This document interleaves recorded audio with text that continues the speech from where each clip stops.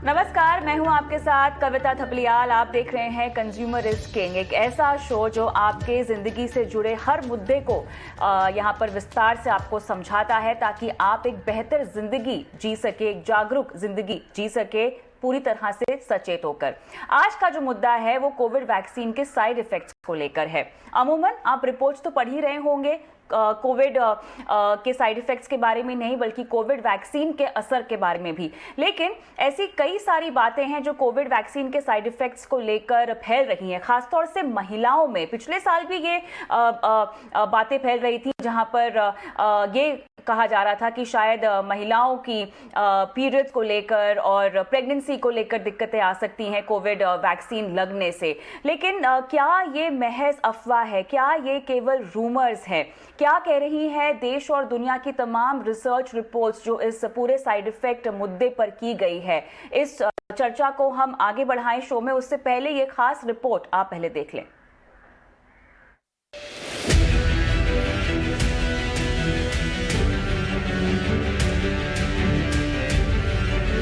पूरी दुनिया में फिलहाल कोरोना का कहर है। कोरोना के नए वेरिएंट ओमिक्रॉन की वजह से एक बार फिर से पूरी दुनिया में कोरोना के मामले बढ़ने लगे हैं। कोरोना से सुरक्षा के लिए लोग धड़ल्ले से वैक्सीन लगवा रहे हैं। यहाँ तक कि WHO ने भी कोरोना को खत्म करने के लिए जुलाई 2022 तक पूरी दुनिया के 70% लोगों को वैक्सीन लगाने की बात कही है। लेकिन वैक्सीन की बढ़ती मुहिम के बीच एक और खबर आ रही है जिसकी वजह से लोग परेशान हैं। दरअसल पिछले साल कोरोना की वैक्सीन के आने पर एक बड़ा तबका वैक्सीन नहीं लगवाना चाहता था। वजह, इंटरनेट की दुनिया में तेजी से वैक्सीन से जुड़े अजीबोगरीब तथ्य वायरल हो रहे थे। जहां एक ओर पुरुषों को डर था कि वैक्सीन की वजह से उनकी मर्दानगी पर बुरा असर पड़ेगा, वहीं महिलाओं को डर था कि कहीं वैक्सीन उनकी मां बनने की क्षमता को ना खत्म कर दे। लेकिन वैक्सीन एक्सपर्ट्स और डॉक्टर्स की सलाह के बाद माना गया कि ये महज कोरी अफवाह है और कोरोना की वैक्सीन का ऐसा कोई साइड इफेक्ट नहीं होने वाला। अब जबकि पूरी दुनिया में वैक्सीन लगवाने की होड़ सी लगी है, अमेरिकन सरकार की मदद से हुए एक अध्ययन में दावा किया गया है कि वैक्सीन लगवाने की वजह से महिलाओं के पीरियड्स पर असर पड़ा है। ऑब्स्टेट्रिक्स एंड गायनेकोलॉजी में पब्लिश हुई इस स्टडी के लिए 4000 महिलाओं के पीरियड्स का अध्ययन किया गया है, जिसमें पता चला है कि महिलाओं के पीरियड्स का टाइम तो उतना ही था, लेकिन वैक्सीन की दोनों डोज लगवाने के बाद महिलाओं के पीरियड्स औसतन 1 दिन देरी से शुरू हुए, जबकि जिन महिलाओं ने वैक्सीन नहीं लगवाई थी उनके पीरियड्स पहले की तरह चलते रहे। यहाँ ध्यान देने वाली बात यह भी है कि जिन 2500 वैक्सीनेटेड महिलाओं के पीरियड्स को ट्रैक किया गया, उनमें से 55% महिलाओं को फाइजर, 35% को मॉडर्ना और 7% महिलाओं को जॉनसन एंड जॉनसन की वैक्सीन लगवाई गई थी, जबकि स्टडी में भाग लेने वाली बाकी महिलाओं को कोई भी वैक्सीन नहीं लगी थी। यहाँ एक और बात ध्यान देने वाली है कि जिन महिलाओं ने एक ही महीने के दौरान दोनों वैक्सीन ली, उनके पीरियड्स 2 दिन की देरी से शुरू हुए। इस स्टडी के सामने आने के बाद कोरोना वैक्सीन पर एक बार फिर से सवाल खड़े होने लगे हैं। लोगों का कहना है कि फार्मा कंपनियों ने जानबूझकर वैक्सीन के साइड इफेक्ट्स को लोगों से छिपाया है, और अगर ऐसा है तो क्या वैक्सीन से जुड़े बाकी डर भी सही है? वहीं एक दूसरा सवाल ये भी है कि करोड़ों की आबादी वाले देश में महज 4000 लोगों के अनुभव के आधार पर वैक्सीन पर सवाल उठाना कितना सही है? फिलहाल सच कुछ भी हो, लेकिन सच जानने के बावजूद लोगों के सामने हालात एक तरफ कुआं और दूसरी तरफ खाई वाले हैं। यानी कोरोना या साइड इफेक्ट, कोई एक चीज तो आपको चुननी ही होगी। ET नाउ स्वदेश। तो इस पूरे मुद्दे में अब सच्चाई क्या है? हमारा मकसद क्लियरली आपको डराना नहीं है, बल्कि आपको सच्चाई बताना है, आपको सही राह दिखाना है। तमाम रिसर्च रिपोर्ट्स जो आई हैं उनका दावा कितना सही है, आज हम यही जानने की कोशिश करेंगे हमारे शो में। आपको बताते हैं कि इस चर्चा में हमारे बड़े मुद्दे क्या है। क्या फार्मा कंपनियां जानबूझकर वैक्सीन के साइड इफेक्ट्स छुपा रही हैं? कितना सही है करोड़ों की आबादी वाली दुनिया में 4000 लोगों के अनुभव से वैक्सीन पर राय बनाना? और अगर ये बदलाव सही है तो क्या बाकी साइड इफेक्ट्स को भी स्टडी करने की जरूरत होगी? इन तमाम सवालों को आज इस शो के जरिए हम उठाएंगे। हमारे साथ खास मेहमान भी जुड़े हुए हैं। डाइटिशियन हमारे साथ दिव्या गांधी जुड़ी हुई हैं, साथ ही Indian Association of Preventive and Social Medicine की प्रेसिडेंट डॉक्टर सुनीला गर्ग भी हमारे साथ है, और साथ ही साइट्री हॉस्पिटल पुणे की गायनेकोलॉजिस्ट डॉक्टर सुप्रिया पुण्यक भी हमारे साथ आगे चलकर जुड़ेंगी। आप सभी का स्वागत है हमारी इस खास पेशकश में। डॉक्टर गर्ग, आपके पास मैं आऊंगी सबसे पहले। जो अभी आपने हमारी खास पेशकश सुनी, उसमें साफ तौर से कहा गया है कि अमेरिकी सरकार ने एक रिसर्च कराई है जिसके तहत ये बातें सामने आई हैं कि कुछ महिलाओं को पीरियड्स आने में 1 या 2 दिनों का डिले हुआ है। उन्होंने लगभग 4000 महिलाओं पर रिसर्च की और ये जो इन्फ्रेंस है, कंक्लूजन है, ये ड्रॉ किया है। लेकिन इसके अलावा भी जहाँ तक वैक्सीन के साइड इफेक्ट्स की बात है, मैं कुछ आंकड़े आपके सामने रखना चाहती हूँ। लगभग 270 मामलों में वैक्सीनेशन लगाने के बाद देखा गया है कि महिलाओं में गर्भपात के आंकड़े यहां पर सामने आए हैं। इसके अलावा हमने देखा है कि लगभग साइड इफेक्ट्स की जहां तक बात है, 14,000 से ज्यादा आंत संबंधी साइड इफेक्ट्स हुए हैं। बहुत सारी महिलाओं के पीरियड्स में उनका जो माहवारी का समय होता है 28-30 से ज्यादा बढ़ा है। 40-40 दिनों तक का डिले भी देखा गया है। ये जो रिसर्च की जा रही है, एक तो मुद्दा ये उठता है कि आपने कितने बड़े सैंपल पर ये रिसर्च की है और किस तरह के वैक्सीन पर रिसर्च की है, लेकिन आप अपने तजुर्बे से हमें बताएं कि क्या कोविड की जो भी वैक्सीनेशंस लग रही हैं उनके इस तरह के साइड इफेक्ट्स हैं? देखिए, बेसिकली ये बहुत ही इम्पोर्टेंट सवाल है, पर्टिकुलरली ये बहुत ज्यादा गहराई में अध्ययन करने वाला विषय है। मैं तो ये कहूंगी शुरू में ये स्टडी के आधार पे कि इन लोगों ने मॉडर्ना वैक्सीन या जॉनसन एंड जॉनसन की वैक्सीन लगाई थी, जो ट्रायल हुआ था, और ये बहुत ही कम सैंपल है, मैं कहना चाहूंगी, क्योंकि इसके लिए हमें प्रॉपर सैंपलिंग की जरूरत है कि कितनी औरतें हैं जिनमें हम अनुमान लगाते हैं कि बेसिकली इस तरीके का साइड इफेक्ट हो सकता है। तो हमें ये स्टडी हमें लार्जर स्केल पे करनी होगी, परंतु जहां तक साइंस का सवाल है, मैं कहना चाहूंगी कि बेसिकली ज्यादातर जो हमारे वैक्सीनेशन है, बेसिकली ये स्पाइक प्रोटीन के लेवल पे ये काम करते हैं, और प्राइमरली इनको हमें ये देखना पड़ेगा बेसिकली कि ये these are not affecting the reproductive tract. तो ये हमें ये मान के चलना पड़ेगा कि ये जो हमारे पास में जो आपने आंकड़े गिनाए कि करीबन 270 वुमेन को अबॉर्शन हुआ, क्या उनमें पहले से हिस्ट्री ऑफ अबॉर्शन थी, ये हमें जानने की जरूरत है। दूसरी चीज ये, क्या वो कोमॉर्बिडिटीज की शिकार थी या उनको कोई और एसोसिएटेड कंडीशन थी। तो मेरे हिसाब से शुरू में अगर मैं कहना चाहूंगी कि मेंस्ट्रुअल डिसऑर्डर या 2 दिन का डिले होना या 5 दिन का डिले होना could be because of anxiety also, ये भी हो सकता है। तो इसके लिए हमें बहुत लार्जर सैंपल की जरूरत है, और अभी तक मेरे को देखने में ऐसा लगता है कि प्राइमरली ये ज्यादातर हम मिथ्स एंड मिसकंसेप्शंस पहले भी दूर कर चुके हैं, और अभी भी हम अगर भारत की आंकड़े देखें तो करीबन 3.5 करोड़ का गैप है महिलाओं और पुरुषों में वैक्सीनेशन के दौरान। परंतु हम देखते हैं कि भारत जैसे पुरुष प्रधान देश में ज्यादातर महिलाओं का अपना डिसीजन नहीं होता, परंतु साइंटिफिक तौर से अगर हम देखें तो ये किसी भी तरीके से लिंक नहीं बनता कि हमारा जो वैक्सीनेशन है उसका रिप्रोडक्टिव ट्रैक्ट पे डायरेक्ट असर हो। परंतु इसको लार्जर स्केल में स्टडी करने की जरूरत है with the help of different sites. एक तो अलग अलग साइट्स पे हमें ये स्टडी करनी पड़ेगी। अगर हम इसी को आधार अगर मानते हैं कि इतने लोगों में, मानो हम कहते हैं कि कुछ परसेंटेज ऑफ लोगों में मेंस्ट्रुअल डिसऑर्डर्स हुए, तो हमारा सैंपल साइज उसी हिसाब से अलग अलग देशों में ये डिवाइड हो जाएगा।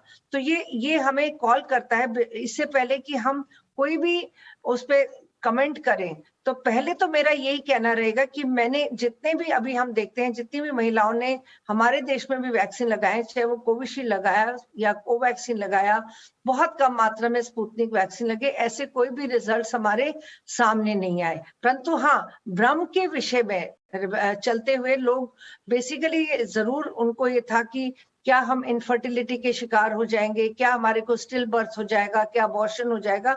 तो बहुत सारे ऐसे भ्रम लोगों के मन में थे।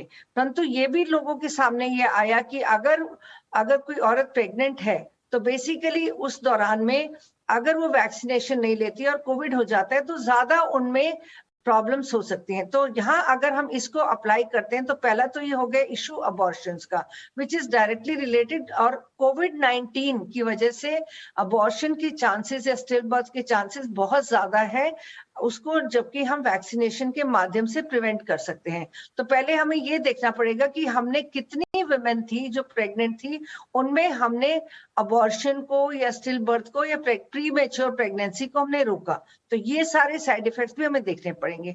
दूसरा हम ये देखेंगे कि हमारे में से जितने लोगों को ये ट्रायल के दौरान जितनी औरतों को मासिक धर्म में डिले हुआ या कोई और प्रॉब्लम हुआ, तो ये भी इन डेप्थ हमें देखना पड़ेगा और बाकी लोगों को क्यों नहीं हुआ, क्योंकि ये समझने वाली जरूरत है, क्योंकि सैंपल साइज हमारा 4000 के करीब तो बहुत कुछ दर्शाता है करके। हो सकता है उनको वैसे भी मेंस्ट्रुएशन के दौरान ज्यादा पेन होती हो या डिस्मेनोरिया होता हो या क्लॉट्स होते हो, तो ये सब ये आपने सही कहा कि गहन अध्ययन की जरूरत है कि जिन भी सैंपल्स को लिया गया है क्या उनमें इस तरह का इतिहास रहा है या उनकी ऐसी मेडिकल हिस्ट्री रही है जहां पर उनको मेंसेस डिले हुए हैं। लेकिन डॉक्टर सुप्रिया भी मेरे साथ जुड़ गई हैं। डॉक्टर सुप्रिया, वुमेन्स बॉडी अगर हम देखें तो हार्मोनली काफी कॉम्प्लिकेटेड रहती हैं। डॉक्टर गर्ग ने यहाँ पर बहुत अच्छी बात कही है कि वैक्सीन के साइड इफेक्ट से ज्यादा यहाँ पर कोविड-19 अगर आपको हुआ है तो उसके साइड इफेक्ट्स आपके मेंसेस पर और आपकी प्रेगनेंसी पर इम्पैक्ट कर सकते हैं। लेकिन इसको अगर मैं बात के लिए रखूं और अभी केवल मैं कोविड वैक्सीन के साइड इफेक्ट्स की बात करूं तो जो रिपोर्ट्स में कहा गया है कि डिले आया है, भले ही एक का दिन के लिए आया है, उसके पीछे क्या वजह हो सकती है? क्या ये इम्यूनिटी बेस्ड वजह हो सकती है? जरूरी तो नहीं होगा कि हर किसी की मेडिकल हिस्ट्री में डिले हो। तो अगर आप कोई वैक्सीनेशन ले रहे हैं जो आपको फर्दर कॉम्प्लिकेशंस के लिए प्रिवेंट कर रहा है, आप एक महिला हैं, अगर आपको आगे चलकर बच्चा प्लान करना है, तो ये जो इम्पैक्ट रिपोर्ट्स में आ रहा है वो किस तरह का इम्पैक्ट है? हार्मोनली कितना इम्पैक्ट डालता है कोविड वैक्सीन आपके ऊपर? मुझे ऐसे लगता है कविता जी, हमें ये 2 भाग पे बटाना चाहिए। एक स्टडी ऐसी कहती है, क्योंकि एक सोच ऐसी है, जब हम वैक्सीन लेते हैं तो हमारे मन में यह धारणा रहती है कि हमने वैक्सीन लिया है तो हमारे शरीर के अंदर एंटीबॉडीज का निर्माण होना चाहिए। तो वैसी स्थिति हमारे शरीर में उत्पन्न हो जाती है, इन्फ्लेमेटरी रिस्पॉन्स आ जाता है, साइटोकाइन रिलीज हो जाते हैं, और ये साइटोकाइंस जो इन्फ्लेमेटरी रिस्पॉन्स आता है, वैसे हम देखा जाए वो HPO एक्सिस यानी कि ब्रेन में जो एक्सिस रहता है, हमारी ब्रेन, मैं सरल शब्दों में बात करना चाहती हूँ, सिंपल लैंग्वेज में, हमारा ब्रेन हमारी ओवरी से, हमारे यूट्रस से बात करता है। यानी कि HPO एक्सिस हमारे ब्रेन से जो लिंक रहता है, हाइपोथैलेमस पिट्यूटरी ओवरियन एक्सिस, तो ये ब्रेन गवर्न करता है हमारे ओवरीज पे, हमारे और ओवरीज पे एक्ट करने के बाद उसका नतीजा यूट्रस पे आ जाता है। तो जाहिर सी बात है, जब हम इन्फ्लेमेटरी रिस्पॉन्स, इम्यूनिटी बूस्ट कर रहे हैं और हमारा वही उद्देश्य है कि हमारे शरीर में एंटीबॉडीज निर्माण होनी चाहिए, तो थोड़ा सा हल्का सा बदलाव एक्सपेक्टेड है। ये एक बात है। और दूसरी बात ऐसी हो सकती है कि जब हम वैक्सीन लेते हैं थोड़ा सा असंतुलन हो जाता है, हम थोड़े से टेंशन में रहते हैं, स्ट्रेस में रहते हैं, थोड़ा डाइट, एक्सरसाइज, हमारी सोच, हमारा स्ट्रेस, इसकी वजह से स्ट्रेस हार्मोन्स रिलीज हो जाते हैं। जब स्ट्रेस हार्मोन्स रिलीज हो जाते हैं तो वो भी ब्रेन से रिलेटेड है, तो उसका सीधा साधा इम्पैक्ट अपने ओवरीज पे पड़ने ही वाला है। तो थोड़ा साइकिल डिस्टर्ब हो सकता है, लेकिन ये टेम्पररी हो सकता है, वो लॉन्ग टर्म के लिए नहीं है।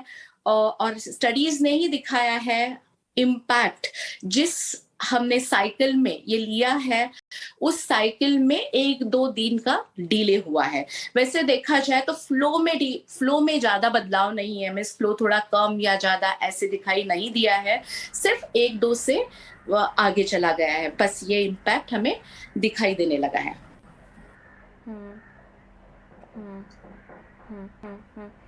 दिव्या, आप एक डाइटिशियन हैं। आप डाइटिशियन हैं तो साफ तौर से आप महिलाओं की बॉडी को बेहतर समझती भी हैं और हार्मोनली कैसे बॉडीज काम करती हैं वो भी आप समझती हैं। वैक्सीन लेने के बाद एक महिला जो कि शायद माँ बनना चाहती है, हार्मोनली उनकी बॉडी में, उनके हार्मोन्स में किस तरह के बदलाव आते हैं और किस तरह के बदलाव नॉर्मल हैं, ये बताएं। देखिए, जहां तक अभी हम जो टॉपिक हमने स्टार्ट किया है कि किस तरीके से पीरियड्स डिले हो रहा है, मैं इस पे एक चीज बोलना चाहूंगी। कोविड होने के बाद, कोविड आने के बाद, वैक्सीनेशन के आने के बाद लोगों ने बहुत ज्यादा प्रोटीन खाने पे जोर डाला है कि आपको हाई प्रोटीन डाइट लेनी है, आपका शुगर लेवल कंट्रोल रहना चाहिए, तो कोविड आपको इम्पैक्ट नहीं करेगा। जब हम कोई भी डाइट लेते हैं which is very low in carbohydrate, तो हमारे अंदर हार्मोनल इम्बैलेंस जनरली हो जाता है। जब हम लो कार्ब डाइट पे होते हैं तो क्या होता है, हमारे कुछ हार्मोन्स हैं, प्रोजेस्टेरोन और ईस्ट्रोजन, ये दोनों हार्मोन्स को रिक्वायर्ड होता है कार्बोहाइड्रेट।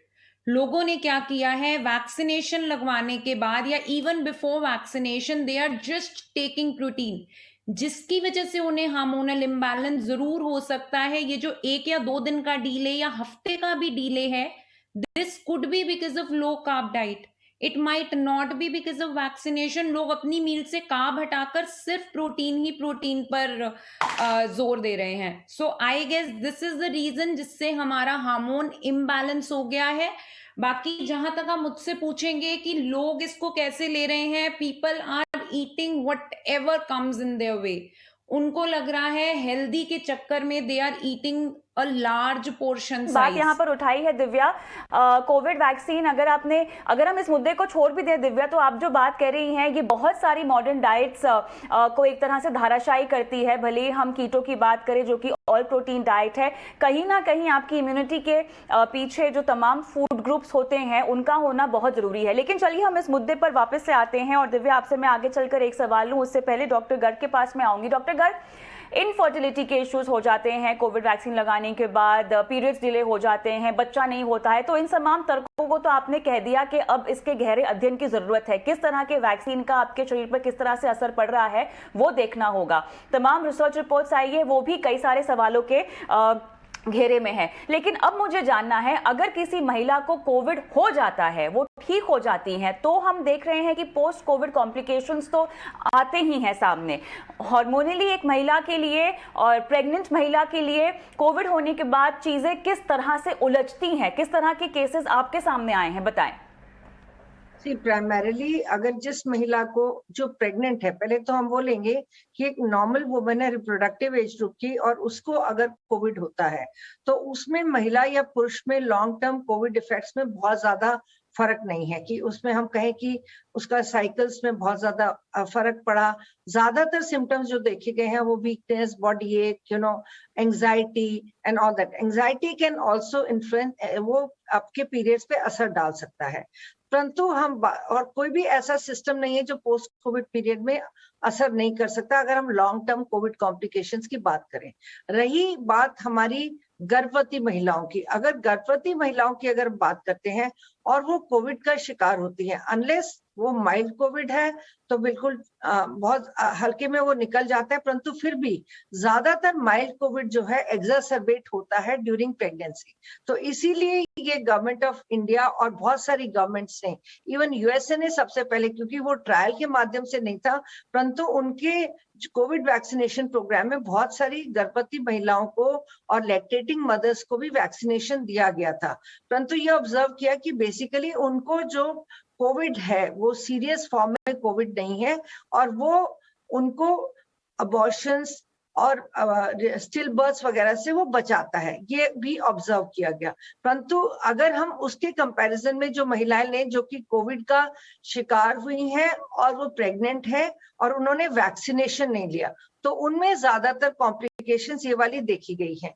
तो पोस्ट कोविड सिम्टम्स का जहां तक असर है, नेचुरली अगर महिला प्रेग्नेंट है, कोविड आके निकल गया, तो कोविड सिम्टम्स कुछ ना कुछ रहेंगे, जो कि ज्यादातर थकान के रूप में, वीकनेस, बॉडी के फॉर्म में रहते हैं करके, अगर उसकी प्रेगनेंसी बिल्कुल सेफ रहती है तो उसमें जो है बिकॉज ऑफ प्रेगनेंसी उसको थोड़ा बहुत ज्यादा साइड इफेक्ट हो सकता है करके, इन द सेंस कि वो ज्यादा थकान महसूस कर सकती है, वो ज्यादा अपने काम करने में ज्यादा ब्रेथलेस फील करती है, क्योंकि कोविड, पोस्ट कोविड ऐसा कोई भी जैसा कि मैंने बार बार बता रही हूँ कि शरीर का कोई अंग नहीं है जो कि अफेक्ट नहीं होता, परंतु ये डिपेंड करता है कि आपका माइल्ड पोस्ट कोविड है या severe long term post Covid है, तो उसमें आपके सिम्टम्स ज्यादा रहते हैं। परंतु जहां तक मैं अभी समझना है डॉक्टर गर्ग कि किस तरह से असर पड़ता है, क्योंकि यूट्रस ऑलरेडी एक बहुत ही डेलिकेट ऑर्गन है और काफी हद तक हार्मोनली हम देखते हैं कि यूट्रस का हेल्दी होना बहुत जरूरी है।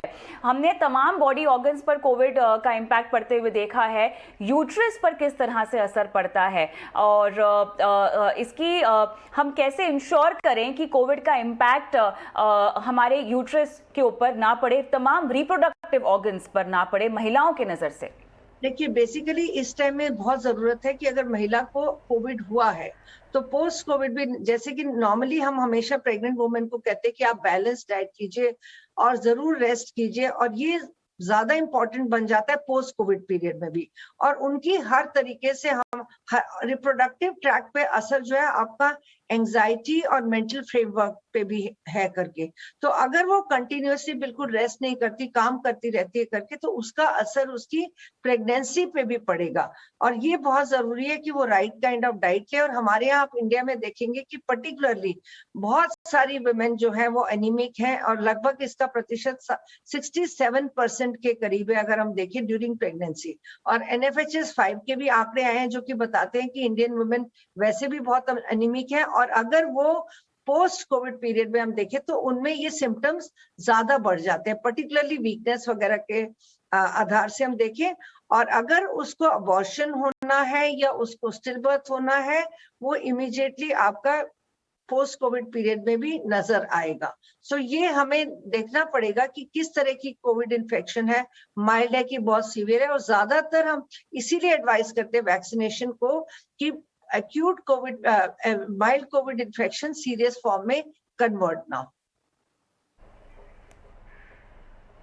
एब्सोल्युटली। तो यहाँ पर महिलाओं को थोड़ा सा और ध्यान रखने की जरूरत है, खासतौर से अगर आप प्रेग्नेंट हैं। डॉक्टर सुप्रिया मेरे साथ एक बार फिर से जुड़ गई हैं। तो डॉक्टर सुप्रिया, यहाँ पर फाइनली हमें हल तो देना होगा दर्शकों को। तमाम जो रिसर्च रिपोर्ट सामने आई हैं, तो आप सभी का, पैनलिस्टों का यही कहना है कि और गहरे अध्ययन की जरूरत है। पोस्ट कोविड कॉम्प्लिकेशंस एक महिला पर, प्रेग्नेंट महिला पर क्या हो सकते हैं, डॉक्टर गर्ग ने बखूबी समझा दिया है। लेकिन ऐसा तो नहीं है कि हर महिला का शरीर एक जैसा हो, अलग अलग बॉडीज को अलग अलग तरह से इम्पैक्ट भी तो करता है। तो पीरियड्स में डिले होना, और जैसे कि हमने अबॉर्शन के भी केसेस देखे हैं। इसके अलावा पोस्ट कोविड कॉम्प्लिकेशंस की लिस्ट में महिलाओं के लिए, उनके रिप्रोडक्टिव ऑर्गन्स के लिए और क्या क्या शामिल हो सकता है, जिसके लिए हमें सचेत रहना चाहिए। और अगर आपको कोविड हो गया है, आप ठीक हो गई हैं, तो आगे चलकर क्या क्या फॉलो अप ट्रीटमेंट है जो आपको कराने चाहिए, चेकअप्स जो आपको कराने चाहिए?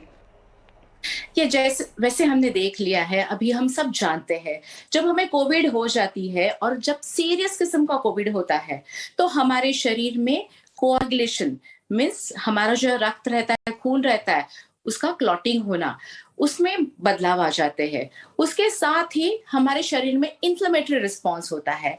जैसे वो पुरुषों को भी होता है, वैसे वो स्त्रियों को भी होता है।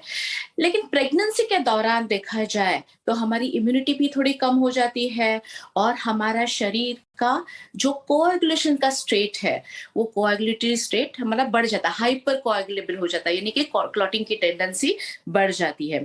तो इसीलिए हमारा ये कहना है कि डेफिनेटली आपको वैक्सीन के डर से वैक्सीन लेने से रोकना नहीं है। आप जब कंसीव करना चाहती हो तो भी आपको वैक्सीन लेनी है, क्योंकि वैक्सीन के साइड इफेक्ट जो होते हैं वो थोड़े एक महीने के लिए, हमसे वो 1-2 दिन साइकिल डिले हो गया, बस उतने ही है। ऐसे कुछ मेजर साइड इफेक्ट्स नहीं दिखाई दिए हैं। दूसरी बात है, जब आप पहले ट्राइमेस्टर में रहते हो और जब वैक्सीन की वजह से हमारा जब टेम्परेचर बढ़ जाता है, बुखार आती है, तो फर्स्ट ट्राइमेस्टर में हमें वो बुखार लाने नहीं देना है। हमें तुरंत पैरासिटामोल जैसी दवाइयों का इस्तेमाल करना है, क्योंकि जब ये कोविड की वजह से भी हो सकता है, ये अलग इन्फेक्शन की वजह से भी हो सकता है, वो इन्फ्लुएंजा की वजह से हो सकता है, मलेरिया की वजह से भी हो सकता है। जब प्रेगनेंसी में हमारे शरीर का टेम्परेचर बढ़ जाता है और वो 101 डिग्री फ़ारेनहाइट से ऊपर लगातार रहता है, तो हमारे बेबी के ब्रेन में बेबी के स्पाइनल कॉर्ड में, बेबी को क्लेफ्ट लिप आने की संभावना होती है, तो बहुत सारे बेबी के हार्ट में प्रॉब्लम आ सकता है, and that is because of temperature.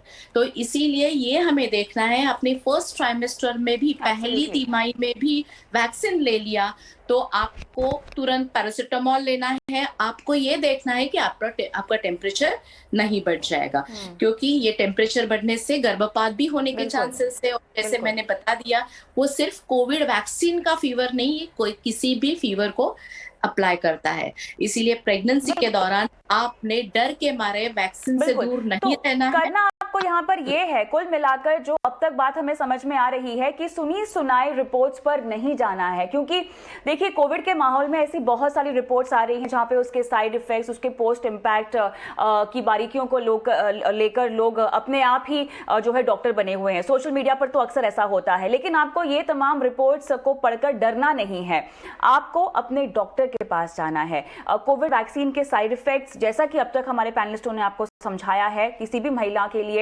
इतने नहीं है कि आप प्रेग्नेंट नहीं हो पाएंगी या किसी भी कारण आपका गर्भपात होगा। आपको करना यह है कि आपको अपने डॉक्टर के पास जाना है। अगर आप प्रेग्नेंट होना चाहती हैं या अगर आप प्रेग्नेंट हैं, ऐसे में आपको कोविड वैक्सीन लेना है तो आपके लिए सेफ है या नहीं है, ये डिपेंड करता है कि आपकी प्रेगनेंसी कितनी नॉर्मल है। कुछ नहीं करना है, आपको अपने डॉक्टर से संपर्क करना है और ये जानना है कि आपकी शरीर के मुताबिक आपको किस तरह से प्रिकॉशंस लेने हैं और कैसे फॉलोअप ट्रीटमेंट करना है वैक्सीन लेने के बाद, या अगर आपको कोविड हुआ है उसके बाद भी। जितने भी पोस्ट कोविड चेकअप्स होते हैं, फॉलोअप्स होते हैं, ट्रीटमेंट्स होते हैं, वो आपको जरूर ही करवाने हैं एक हेल्दी डिलीवरी के लिए, एक हेल्दी मदर होने के लिहाज से। तो बहुत बहुत शुक्रिया आप सभी का इस खास चर्चा में शामिल होने के लिए, और तमाम दर्शकों से बस यही गुजारिश है कि अपना बहुत ख्याल रखें, अपने अपनों का ख्याल रखें और कोविड से जुड़े तमाम प्रोटोकॉल्स को फॉलो करें। नमस्कार।